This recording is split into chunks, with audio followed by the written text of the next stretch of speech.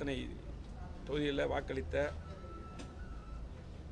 அதிமுகவுக்கு எடப்பாடியார் தலைமையிலான அதிமுக கூட்டணிக்கு வாக்களித்த வாக்காளர் பெருமக்களுக்கும் நம்முடைய கழகத்துடைய பொறுப்பாளர்கள், தொண்டர்கள், தோழர்கள், கூட்டணி கட்சி நண்பர்கள் அயராது பாடுபட்டு அதிமுக தலைமையிலான கூட்டணிக்கு வாக்களித்த அத்தனை பேருக்கும் நன்றியை தெரிவித்துக் கொள்கிறோம். அதிமுகவை பொறுத்தளவுக்கு 1980 சரி, அதே போல் 1989, 1996, 2006, 2021 இழந்த எதிர்கட்சிகளெல்லாம் பல்வேறு தோல்விகளை வெற்றி வாய்ப்பை இழந்திருந்தாலும் கூட அதையெல்லாம் படிக்கட்டாக வைத்து 1991, 2001, 2011, 2016 என்று மிகப்பெரிய வெற்றியை கண்ட இயக்கம் அதிமுக. மிகப்பெரிய இயக்கம், அதிகமான தொண்டர்களை கொண்ட இயக்கம். ஆகவே இன்றைக்கு கோவை மாவட்ட மக்கள் ஒரு தீர்ப்பை தந்திருக்கிறார்கள். தமிழ்நாட்டு மக்கள் ஒரு தீர்ப்பை தந்திருக்கிறார்கள். கோவை மாவட்டத்துக்கு உட்பட்ட கோவை நாடாளுமன்றம், பொள்ளாச்சி, அதே போல் நீலகிரி, இன்றைக்கு வாக்களித்த மக்கள், அந்த வாக்குகள் அளித்த மக்களை நாங்கள் எப்பவுமே மதிக்கக்கூடிய கட்சி அதிமுக. அது மட்டுமல்ல, கடந்த தேர்தலெல்லாம் உங்களுக்கு தெரியும், 2019 இதே மாதிரி ஒரு தீர்ப்பு வந்த போதும், அதுக்கப்புறம் 2021 அதிமுக கோவை மாவட்டம் முழுவதும் மிகப்பெரிய வெற்றி பெற்றது. முழுமையாக 11 தொகுதி வெற்றி பெற்றது. ஆகவே இன்றைக்கு வாக்களித்த இரட்டை இலை சின்னத்துக்கு கூட்டணி கட்சிக்கு வாக்களித்த மக்களுக்கு நன்றி தெரிவித்துக் கொண்டு, எப்பவும் போல் அதிமுக தொடர்ந்து மக்கள் பணியாற்றும். அதே போல் இன்றைக்கு கோவை மாவட்டத்தில் அதிகமான திட்டங்கள் புரட்சித் தலைவி அம்மா அவர்களும், அதே எடப்பாடியார் முதலமைச்சராக வந்த பின்னால் அதிகமான திட்டங்களை பெற்று கோவை மாவட்டத்தில் தந்திருக்கிறோம். எங்களைப் போல அதிமுக போல திட்டங்கள் தந்த கட்சி எதுவுமே கிடையாது. அந்த அடிப்படையிலே இன்றைக்கு நாங்கள் எதிர்கட்சியாக இருந்து தொடர்ந்து திட்டங்கள் பெற்றுத்தர போராடுவோம், வலியுறுத்துவோம் என்று தெரிவித்துக் கொள்கிறோம். எதுங்க? அதாவது நீங்கள் அண்ணாமலை பற்றி கேட்டீங்க. நான் வேறு யாரை பற்றி விமர்சனம் பண்ணக்கூடாதுன்ட்டு அவர் பேசுகிறங்காட்டி நீ கேட்டங்காட்டி அதை சொல்கிறேன். அதிமுக பொறுத்தளவுக்கு பல தேர்தலை சந்தித்த கட்சி. அதே போல் எடுத்தேன் கவிழ்த்தேன்லாம் பேச முடியாது.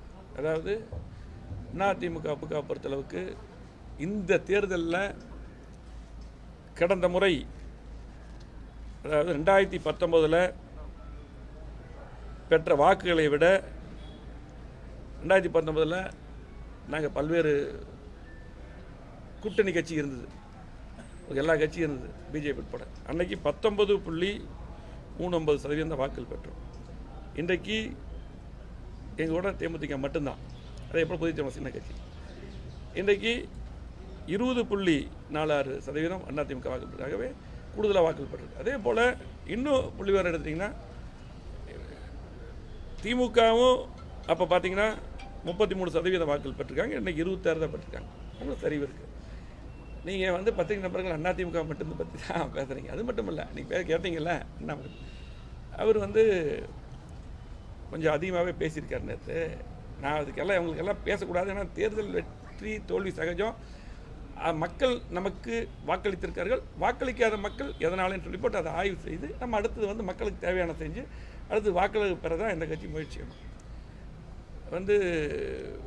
இரண்டாம் கட்ட தலைவர்கள்லாம் அதிகமாக பேசுனாங்க, அப்படி இப்படின்னு நிறைய அதிகமாக பேசுனதே அவர் தான். ஒரு கூட்டணி கட்சினா, ஒரு இதுக்கு முன்னாடி நாங்கள் பாரதிய ஜனதா கட்சி ஒரு கூட்டணி இருந்தோம். அப்போ தமிழிசை சவுந்தரராஜன் சகோதரி இருந்தாங்க, எல் முருகன் மத்திய அமைச்சர் அவங்க இருந்தாங்க. இவங்கெல்லாம் இருக்கும்போது கூட்டணி உடைய தலைவர்கள் தெளிவாக போயிட்டு இருந்தது. இவர் கூட்டணி கட்சி தலைவரான பின்னால் தான் பேரறிஞர் அண்ணாவை பற்றி பேசினார், அம்மாவை பற்றி பேசினார்.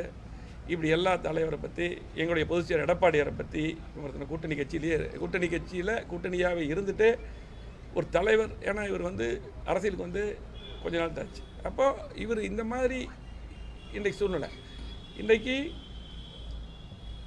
இந்த கூட்டணி சரியில்லாமல் அந்த கூட்டணி விலை வர்றதுக்கு அண்ணாமலை தான் காரணம். இன்றைக்கி இதே கூட்டணி இருந்தால் நீங்கள் 30-35 சீட்டுக்கு மேலே ஜெயிச்சிருக்கக்கூடிய வாய்ப்பு இருக்குது, உங்களெல்லாம் வெளிப்படையாக தெரியும். ஆனால் அதெல்லாம் பண்ணிவிட்டு இன்றைக்கி திரும்ப வந்து எங்களை விமர்சிக்க வேண்டிய அவசியம் கிடையாது. ஆகவே எங்களை பொறுத்தவரைக்கும் அதுக்கு பின்னால் ஒட்டுமொத்தமாக எங்கள் பொதுச்செயலாளர் வந்து இப்படி தொடர்ந்து விமர்சிக்கும் போது ஒரு முடிவு எடுத்து எல்லாருமே எல்லாத்தோட கருத்து கேட்டு ஒரு முடிவு எடுத்து நாங்கள் எடுத்து ஸ்டாண்டாக இருந்தோம். நீங்கள் சொல்கிறீங்கள, ஒரு பக்கம் வந்து நாங்கள் எப்படி கூட்டணி, நாங்கள் எப்படி அதிமுக தலைமையில் நாங்கள் தெளிவாக ஸ்ட்ராங்காக நின்னோம். எடுத்த எந்த முடிவு எடுத்தாலும் அதிமுக தெளிவாக ஸ்ட்ராங்காக நிற்கும். அதே போல் திமுக இன்றைக்கி வாக்கு வங்கி இங்கே கோயம்புத்தூர் இடத்துல குறைஞ்சிருக்கு. மற்ற வாக்கு அப்படி தான், உன்னோட வாக்கு வாங்கினதை விட குறைவாக தான் வாங்கியிருக்காங்க. ஆனால் என்னென்னா அவங்க வந்து அவங்க கட்சி கூட்டணி கட்சி, அதே போல் நாங்கள் வெளியே வந்தாலும் திமுக என்ன பிரச்சாரம் வச்சாங்க, இல்லை இவங்க பிஜேபியோட பி டீம்னே இப்படி மீடியா, இதுக்கு மீடியா பூரா திமுக சப்போர்ட் இப்படி எடுத்து வைக்கின்ற காரணத்தினால் அவங்களுடைய ஓட்டும் அன்றைக்கி அந்த குறிப்பிட்ட எல்லா பூத்துலையும் பார்த்தாலும் நாங்கள் பார்த்தோம். சிறுபான்மையர் ஓட்டை வந்து நீங்கள் நம்பாமல், ஆனால் நாங்கள் வந்து எடுத்த கூட்டணி இருக்கும்போது கூட்டணிக்கு ஆதரவாக கூட்டணி தர்மத்தை கடைபிடிப்போம். ஆனால் விலை வந்தது தான், அது ஸ்டெடியாக தான் இருந்தது. எடப்பாடியார் தெளிவாக சொன்னார். ஆனால் இன்றைக்கி அந்த பிரச்சாரம், அந்த பிரச்சாரங்கள், இந்த தவறான பிரச்சாரங்கள் எங்கள் மேலே இன்னும் தெளிவாக இருந்து இன்றைக்கி அதிமுக போன தேர்தலோட அதிகமாக ஓட்டு வாங்கியிருக்கோம். இதுதான் நிலை. இல்லை சொல்கிறேன். அதே போல் இல்லை ஒரு நிமிஷம். அதே போல் பார்த்திங்கன்னா இன்றைக்கு அவர் வந்து இன்னும் வந்து ஒன்று சொல்கிறேன், இந்த விமர்சிக்கிறதெல்லாம் விட்டுட்டு இன்றைக்கி வந்து பிஜேபியோட வளர்ச்சின்னு சொல்கிறீங்க. அவர் சொல்லியிருக்காரு 2014 அண்ணன் சிபிஆர் இருக்கும்போது, சிபி ராதாகிருஷ்ணன் அவர் நிற்கும்போது இதை விட கூடுதலாக பாரதிய ஜனதா கட்சி வாங்கியிருக்கு, இதை விட கூடுதலாக தான் வாங்கியிருக்கு. ஆனால் அதுக்கு பின்னால் பார்த்திங்கன்னா இன்றைக்கு அதை விட குறைவாக தான் இப்போ அண்ணாமலை வாங்கியிருக்காரு. அதுக்கு பின்னால் 14க்கு மேலே 16 அவங்க தனியாக நின்றாங்கல்ல, திரும்ப அதிமுக ஆட்சிக்கு வந்ததில்ல. அப்போ அதே போல் அதே 14 திமுக வந்து வெறும் 24% தான் வாங்கியிருக்காங்க. அதாவது இது பல உதாரணங்கள் இருக்குது. கட்சிகள் வெற்றி தோல்வி சகஜம். ஆகவே அன்னைக்கு சிபிஆர் வாங்குறத விட அன்றைக்கி சிபிஆர் பிஜேபி வாங்குறத விட இவர் குறைவாக தான் வாங்கியிருக்காரு. அது மட்டும் இல்லை, இன்றைக்கி 16 அதுக்கப்புறம் பிஜேபி நிற்கும்போது எவ்வளோ பர்சன்டேஜ் வாங்கியிருக்காங்க, திரும்ப வந்து கீழே போயிட்டாங்க. நோட்டா கீழே வாங்கலையா, அதெல்லாம் அதாவது இதை வச்சில்லை. அதாவது அதிமுக பொறுத்தளவுக்கு இன்றைக்கி தனித்து நின்று காமிச்சிருக்கு. அது மட்டும் இல்லை, நான் சொன்னேன் 19 வந்து திமுக வெற்றி பெற்றாங்க, 21 முழுமையாக அங்கே ஜெயிச்சோம். அதுபோல் 1.5% தான், 3 கூட 1.5% கணக்கு பார்த்தா ஆட்சி இழந்தோம். 1% ஓட்டு தான். இன்றைக்கி இப்போ இந்த சூழ்நிலையில் 80லலாம் தலைவர் இருக்கும்போது தெரியும் 2 சீட்டு ஜெயித்தோம், திரும்ப ஆட்சி பிடிச்சோம். அதே போல் இன்றைக்கு இது வந்து எங்களுக்கு நாங்கள் ஒரு படிப்பனையாக எடுத்துக்குவோம். அதாவது இன்றைக்கி வந்து கண்டிப்பாக மக்களுக்கு தொடர்ந்து பணியாற்றுவோம். கண்டிப்பாக 2026 எடப்பாடியார் தலைமையில் அம்மாவுடைய ஆட்சி அமையும், மாற்றுக்கிறது இல்லை. அதே மாதிரி இல்லை, நான் திரும்ப சொல்கிறேன். அதே போல் இன்றைக்கி அவர் அண்ணாமலை இதெல்லாம் விட்டுட்டு அவர் வந்து தேர்தலில் வந்து மிகப்பெரிய ஒரு மீடியா சப்போர்ட்டில் நிறைய, அதாவது தனியாக ஒரு பட்ஜெட் போட்டாருங்க. நிறைய எதிர்பார்ப்புகள், எங்கள் மக்கள் வந்து அவருக்கு ஓட்டு போட்டிருக்காங்கன்னா நிறைய எதிர்பார்ப்பு ஓட்டு போட்டிருக்காங்க. அதை நிறைவேற்ற சொல்லுங்கள் ஃபஸ்ட்டு. இந்த விமர்சனத்தெல்லாம் விட்டுட்டு நிறைய கிட்டத்தட்ட 500 நாட்களில் 100 வாக்குறுதி சொல்லியிருக்கேன். இன்றைக்கி அவங்க ஆட்சி தான் வருது. பாரத பிரதமர் அவர் மாண்புமிகு அவர் மோடி அவர்கள் தான் வரார். இன்றைக்கி இந்த சொல்கிறார், நான் நேரடியாக ஹாட் ஃபோனில் பேசுவேன், நேரடியாக பேசுவேன், எல்லாமே எல்லா திட்டம் கொண்டு வருவேன், நான் வந்து அப்படியே மாற்றிடுவேன் சொன்னார்ல. அதிமுக கோயம் மாவட்டத்தில் 50 ஆண்டுகள் அதை வளர்ச்சி நாங்கள் கொடுத்துருக்குறோம். புறத்துறை அம்மா கிட்ட அதிகமான திட்டங்கள் அந்த எடப்பாடியார் வந்த பின்னால் கேட்ட திட்டங்கள் பூரா எடப்பாடியார் கொடுத்தார். ஒரு முதலமைச்சராக இருந்து தெளிவாக கொடுத்தார். எங்களுக்கு வந்து அதாவது மீடியா சப்போர்ட் இல்லை, நாங்கள் நேரடியாக களத்தில் இருக்கிறோம். அதாவது எப்படின்னு பார்த்தீங்கன்னா ஒரு சில பேர் சப்போர்ட் பண்ணுறீங்க, நான் பொதுவாக சொல்லலை, ஆனால் நேரடியாக களத்தில் இருக்கிறோம். ஆனால் இருக்கிறத தான் நாங்கள் பேசுவோம். நாங்கள் ரொம்ப பூஸ்டப் பண்ணி அப்படியே தலைகளாக மாற்றிடுவோம், அந்த மாதிரி தான் போயிருக்கேன். ஒன்றும் இல்லை, அவர் சொன்ன நிறைய வாக்குறுதி கொடுத்துருக்காரு. அந்த 100 வாக்குறுதி தயவு செஞ்சு கோயம்புத்தூர்கார தொழிலதிபர்கள்லாம் ஜிஎஸ்டியில் கஷ்டப்படுறாங்க, நிறைய டேக்ஸ் ஃப்ரீ கேட்டிருக்கிறாங்க. அதே போல் பார்த்தீங்கன்னா ஆனமலையார் நல்லார் திட்டத்தை உடனே முடிப்புன்னு சொல்லியிருக்காரு. எல்லாம் இப்போ இவர் தான் தலைவராக இருக்கார். இவங்க கட்சி மத்தியில் வந்துருச்சு. அதே இதில் கோயம்புத்தூர் மக்கள் எப்படி கிட்டத்தட்ட 4 லட்சம் ஓட்டு போட்டிருக்காங்க.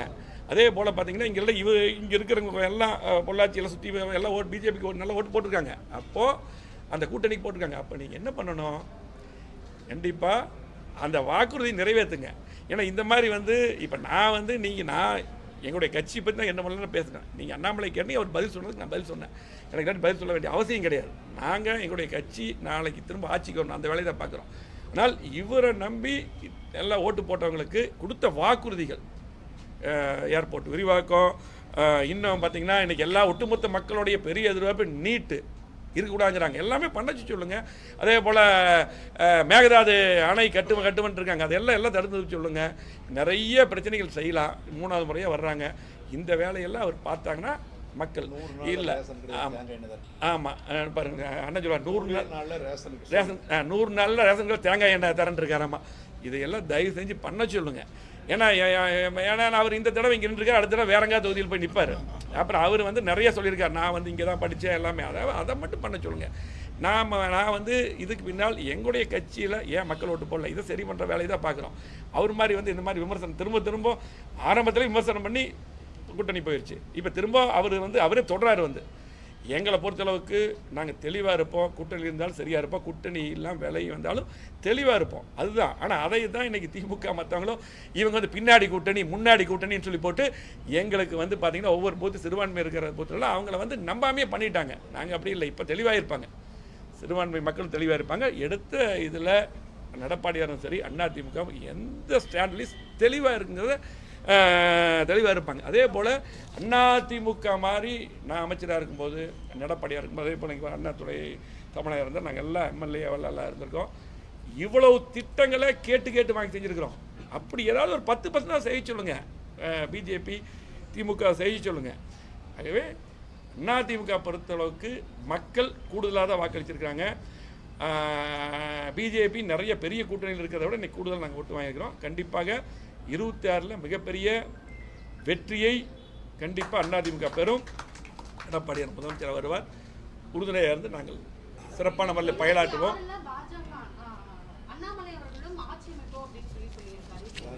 அதுக்கு தான் பதில். நான் எடப்பாடியார் தலைமையில் ஆட்சின்னு இன்னைக்கு இந்த தேர்தல் பார்த்துங்க. இந்த தேர்தல் தான் சொல்லிட்டு 2014 இதை வர அதிகமாக அவங்க ஓட்டு வாங்கினாங்க பிஜேபி. 2016 அதுக்கப்புறம் என்ன நிலைமைன்னு தெரியும். அதாவது அடுத்து சட்டமன்ற தேர்தல் ஒரு பக்கம். அது மட்டுமல்ல, இன்றைக்கி பார்த்தீங்கன்னா மக்களுக்கு சட்டமன்றம் நாடாளுமன்றம் பிரித்து வாக்களிக்கிறாங்க. இதில் நாங்கள் மக்களுடைய நலன் தான் வச்சோம். இன்றைக்கி திமுக காங்கிரஸ் மத்தியில் முக்கியமான கட்சியாக இருக்காங்க. பல ஆண்டுகள் நாட்டை ஆண்டிருக்காங்க. மிகப்பெரிய கட்சி உங்களுக்கு சுதந்திர போராட்ட காலத்துலேருந்து இருக்குது. அதே போல் பாரதிய ஜனதா மிகப்பெரிய கட்சி, அவங்க ஆட்சியில் இருக்காங்க. இது 2 விதமாக அப்படி பார்த்தாங்க. இதுதான் இதில் எங்களுக்கு தோல்விங்கிறதே கிடையாது. எங்களுக்கு கூடுதலாக தான் இருக்கும். அதே போல் எங்களுடைய வேட்பாளர் சாதாரண எங்கள் ராமச்சந்திரன் சாதாரண கார்த்தி தான். இவங்க எல்லாம் எங்காலும் எப்படி ஃபைட் பண்ணியிருக்காங்கிறது தான் முக்கியம். போன தடவை கூடுதலாக ஓட்டு வாங்கியிருக்கிறோம். ஆகவே கண்டிப்பாக அதிமுக தொடர்ந்து மக்களுக்கு பணியாற்றும். அதாவது என்றைக்கும் அதிமுக ஒரு சிறு சரிவு அதுக்கப்புறம் மிகப்பெரிய பிரம்மாண்டமான வெற்றி பெறும். இதுதான் நடந்திருக்குது. ஆகவே பார்த்தீங்கன்னா 2009 சரி, அதே போல் 2006 சரி, 2011 200 சீட்டுக்கு மேலே வெற்றி பெற்றோம் சட்டமன்றத்தில். அதே போல் மீண்டும் எடப்பாடியார் தலைமையில் மிகப்பெரிய கூட்டணி அமையும். கண்டிப்பாக 2026 அதிமுக வெற்றி பெறும். எடப்பாடியார் முதலமைச்சர் வருவார். இதில் எந்த இதில் யாருங்க அதுதாங்க அதுதான் அவர் தலைமை ஃபஸ்ட் பார்த்துக்க சொல்லுங்கள். அதிமுக வரலாம் பார்த்துக்கலாம். அதிமுக தெளிவாக இருக்கிறோம். அதாவது நான் தான் திரும்ப நீங்கள் கேட்குறீங்க, நான் அவரை பற்றி பேசக்கூட நினைக்கிறேன். நீங்கள் திரும்ப அவர் பேச சொல்லி கேட்குறீங்க. அதாவது நான் என்ன பொறுத்தளவுக்கு அவரோட தலைவர் பதவி பார்த்துக்க சொல்லுங்கள். எடப்பாடியாரை பொறுத்தளவுக்கு தெளிவாக இருக்கார். மீண்டும் கண்டிப்பாக அவர் தலைமையில் மிகப்பெரிய கூட்டணி வரும். கண்டிப்பாக அதிமுக மீண்டும் ஆளுங்கட்சியாக வரும். அது மட்டுமல்ல, இவ்வளவு திட்டங்கள்லாம் செஞ்சுருக்கிறோம். நாங்கள் தேர்தலுக்கு முன்னாடி சொல்லி வாக்கு கேட்டோம். அவங்க பொய்யை மட்டும் சொல்லி வாக்கு கேட்டாங்க. பாரதிய ஜனதா கட்சியும் திமுக. இனியாவது எங்கள் கோவை மாவட்ட மக்களுக்கு நம்பின மக்களுக்கு நம்பி வாக்களித்த மக்களுக்கு நாங்கள் திட்டங்கள் தந்திருக்கிறோம். நம்பி வாக்களித்த மக்களுக்கு பாரதிய ஜனதா கட்சி திட்டங்களை தர சொல்லுங்க. அதே போல திமுக திட்டங்களை சொல்லுங்க. நன்றி, வணக்கம்.